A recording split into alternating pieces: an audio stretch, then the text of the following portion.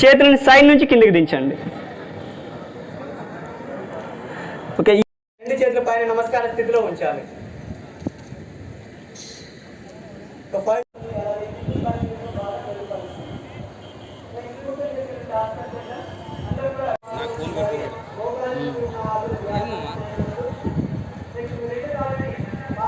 భావించి ప్రతి ఒక్కరు చెప్పాలి.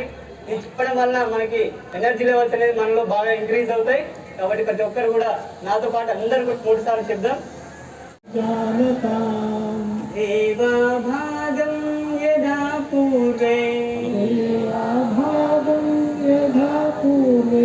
సంధ్యానానా ఉపాసతే.